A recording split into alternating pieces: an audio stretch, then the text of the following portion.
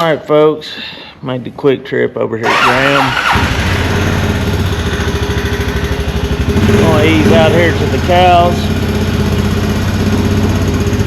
Like I say, we had a bit of rain last night, and I've got other projects that I need to be doing right now.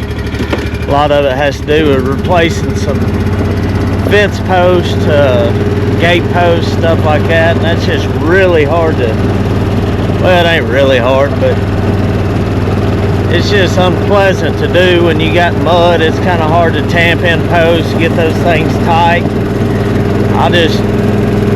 If I can pick a better time to do it, I would rather do it when it's a little bit drier.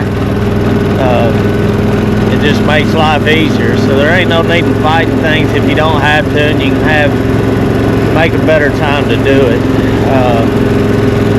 We're getting towards the end of February right now, and you know, we're not going to start getting real busy out here on hay preparation and then just cutting and baling hay. You know, I don't look to bale my first hay field until middle of March, or middle of May, I mean. So with that being said, you know, between January and April, that's the time out here that we try to do a little upkeep.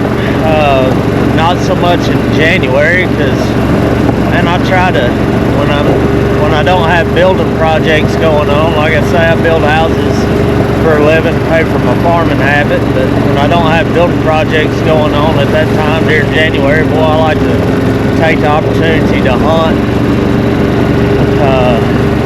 in December and January. Try to take every opportunity I can to get out in the outdoors and enjoy a little bit of that.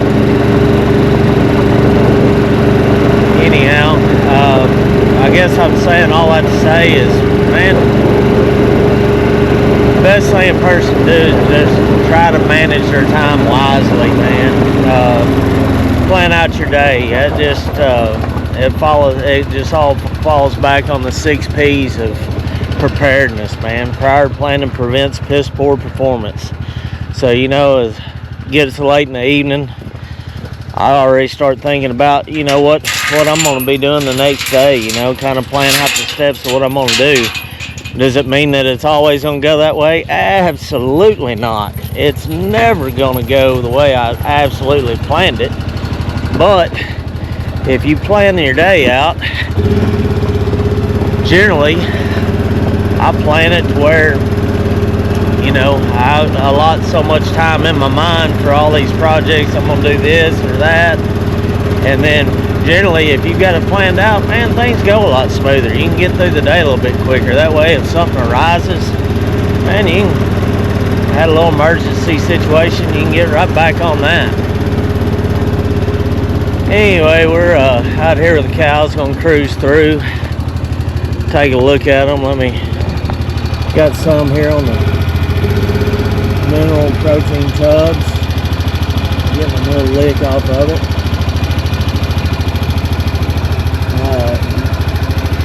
Here and about on the other place, home place, we should start calving next month, about the second week of next month, and then we'll be tagging calves. This place over here, we do fall calving. All these calves were born this last fall. We've got them bred back, hopefully. Still got a bull in here right now. Like I say, we cycled them through one time with AI, or I say cycled them all through. We took all of our responders, so the ones that we have had good response with timed AI before, those are the ones that we set up to AI. So we didn't AI 110% of all these. To us, it just seems like a waste of money. If they didn't respond to the hormones and everything the first time, chances are second time we're going to have about the same luck. You know, you got the same odds there in our mind. Am I saying that's hard, steadfast truth? No, but I just found that we have a better, higher success rate in AI if we just focus on our responding cattle, the ones that responded to that. And then outside of that, once we get them all AI'd, we'll turn a cleanup bull in. Anyhow, we'll leave him in here for 60 days. So here in a couple of weeks, the end of February, I'm going to get this bull out. The red right there. The red Angus bull. And we'll pull him out,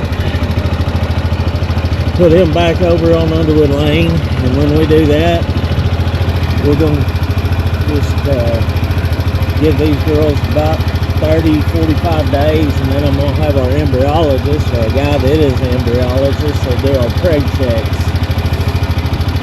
And he does ultrasounds. We used to draw blood, and we found that it was just a lot better for us, and just about the same price for the ultrasounds. And a lot of times he can tell us sex of our calf or our embryo, or it's in there. Tell us how far how many days bred she is an important thing, and that's how we pick out our responders to AI and our non-responders. It's another tool in the toolbox. We're not guessing that way. So if he says, well, she's 90 days bred, well, we pretty well know that she was a AI sired calf, or it was an AI sired calf. If he said it's 90 days or whatever, a little bit more, well, we know pretty well that that was a bull bred calf. And that way we can take our notes, and we know the next time that we want to AI, or when we AI the next time, that, well, these are the ones that we want to focus on AI. Another thing, when I ride through and check and look at these cows, is we're going to see if something's off. I'm going to give you an example of something. Now, I'm not picking on this cow very much. She's had this little issue since I bought her as a heifer at a registered sale. This is a registered Angus, Black Angus cow, but we bought her at a sale. Sure sound. Bred her, but after she had her first calf, I want you to watch it as she walks away. Get up, girl. After she had that first calf, notice how she swings her legs out. She don't walk normal. My dad's like, oh, you need to get rid of that one. I'm like, well, man, it's kind of hard to kill the factory when she's still having calves.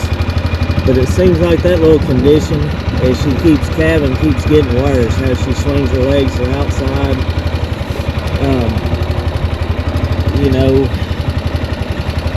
She's still mobile, moves around. It don't look good, okay? After she had that first calf, I don't particularly know what happened. I think so she's on her fourth calf now, but that side swinging hip deal just keeps getting worse. So I always keep an eye on that. I figure once she raises this calf that she has now, I think we're going to give up on her, because that problem seems to be getting more pronounced with that one. Watch this cow, she walks. Well, she ain't gonna give me a good look. Watch this one. So that one walks pretty normal. A lot different from the other one, side swinging her hips there. Well, hey, I'm gonna ease it on back to the shop, put the four-wheeler up. Thanks for riding along.